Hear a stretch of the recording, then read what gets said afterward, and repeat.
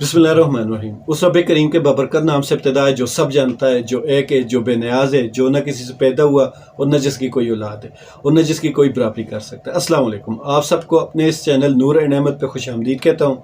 कल हमने बात की थी ट्रैफिक के मसाइल के बारे में। हमारे जो छोटे शहर हैं या छोटे इलाके हैं, उनमें जगह जगह लोग गाड़ियाँ खड़ी कर देते हैं या दिन के टाइम पे लोडर गाड़ियाँ आकर खड़ी हो जाती हैं और इस तरह के बहुत सारे मसाइल हैं। तो कल की वीडियो में उस पर बात हुई थी। आज हम बात करेंगे कि हमारे गली मोहल्लों में सफाई या नालियों का बंद होना या जगह जगह पे पानी का खड़े होना या गटरों का जगह जगह से उबलना। तो इसके लिए हमारे काफ़ी सारे ऐसे इलाके हैं जिनमें लोग इंतज़ार कर रहे होते हैं कि कोई सरकारी मशीनरी आएगी या कोई सरकारी बाबू आएगा तो हमारे मसाइल हल करेगा। मैं ऐसे लोगों से ये अर्ज़ करना चाहता हूँ कि आपके मसले वाकई में जेन्युइन मसले हैं, मैं उनसे इनकार नहीं करूँगा, लेकिन एक बात मैं आपसे कहना चाहूँगा कि हमारे माशरे में अव्वल तो वसाइल इतने हैं नहीं, और जो वो वसाइल मिलते हैं उनको आप तक पहुँचने से पहले ही आपस में बांट लिया जाता है।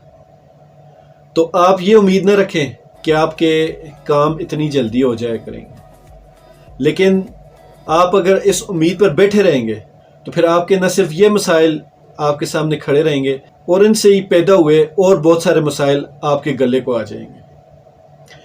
मैं बात कर रहा हूँ कि अक्सर मैंने गली मोहल्लों में देखा कि पानी खड़ा हुआ होता है, उसमें मक्खी मच्छर की अफजाइश होती रहती है, या फिर वही पानी आपके घर के कुएं में या बोर में जाता है, वही पानी आपके पीने के पानी में मिक्स हो जाता है। तो निकासी आपका जो मसला है वो पूरे पाकिस्तान का है।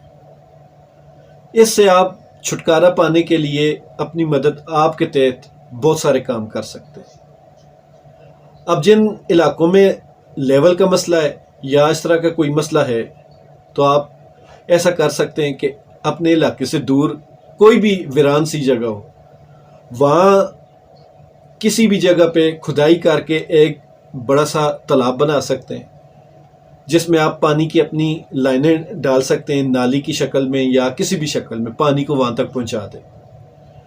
या आपके अगर नाली के आगे कहीं भी कोई रुकावट है, आप चेक करें आपकी जो नाली है, ट्रेंच है, वो कहाँ से बंद है। आप उसको देखकर खुद अपनी मदद आपके तहत उसको खुलवा सकते हैं।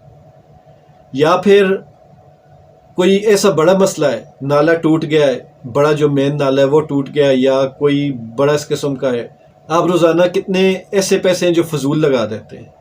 आप महल्ले के चंद लोग इकट्ठे हों, पैसे लेके उसकी खुद मरम्मत कर लें। अब आप सोच रहे होंगे कि मैं आपके अखराजात और बढ़ा रहा हूँ जो पहले ही से बड़ी मुश्किल से पूरे हो रहे हैं। तो मैं आपसे ये अर्ज़ करता चलूँ कि मुझे बहुत ज़्यादा एहसास है कि पाकिस्तान में आजकल हालात इस दर्जा बुरे हो चुके हैं कि कोई बंदा एक रुपया भी फालतू लगाने का रवादार नहीं। लेकिन आप मेरी बात थोड़ी गौर से सुने। मैं जो थोड़ा सा पहले अर्ज़ कर चुका हूँ कि जब ऐसे पानी खड़ा रहता है तो उसमें मक्खी मच्छर अफजाइश पाते हैं और वही आपके लिए बीमारियों का बायस बनते हैं। सबसे पहले आप इस चीज़ को सोचें।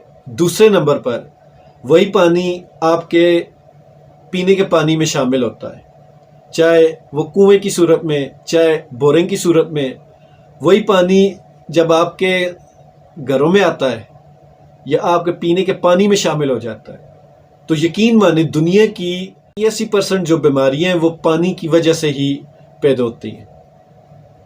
तो आप लोग अपने पीने के पानी को साफ़ करने के लिए अपने गली मोहल्लों में खड़े पानी से फ़ौरन जान छुड़ाएं। अब हर इलाके का अपना एक मसला होता है, अपना एक लेवल होता है, अपनी कोई वजूहात होती हैं जिनकी वजह से पानी की निकासी का मसला बना हुआ होता है। आप अपने इलाके के चंद लोग इकट्ठे हों, उस मसले का खुद से हल निकालें। ये ना सोचें कि कोई आएगा और आपके काम सारे वो करेगा। मैं समझता हूँ कि गली मोहल्ले के जो छोटे छोटे करने वाले काम है वो आप खुद से करना शुरू कर दें, बल्कि इसकी आदत डाल लें। अगर आपने अपने बच्चों का मुस्तकबिल और ख़ुद बीमारियों से बचना है या ان حادثوں سے بچنا ہے تو یہ چھوٹے موٹے کام آپ خود کر لیا کریں۔ اب اگر یہ سارا کچھ کرنے کے بعد آپ بیماریوں سے بچ جائیں، آپ فضول کی دوائیں لینے سے بچ جائیں یا اسپتال کے چکروں سے بچ جائیں، تو آپ یہ سوچیں یہ مہنگا سودا نہیں ہے، یہ آپ کر سکتے۔ اگر آپ کو کسی وزیر کے انتظار میں بیٹھے رہنے کا شوق ہے تو پھر میں اس پہ کچھ نہیں کر سکتا، لیکن یہ ہے کہ ایک حال میں نے بتا دی، اگر آپ کے پاس کوئی سیوریج کا سسٹم نہیں، کوئی ٹرینچ وغیرہ نالیاں وغیرہ نہیں بنی ہوئی، تو آپ اپنے گھر سے دور کہیں پہ تھوڑا سا کھڈا سا کھود کے اس کو ایک چھوٹا سا تالاب بنا لیں اور اس میں اپنا پانی کی جو لائنیں ہیں وہ اس میں ڈال دیں۔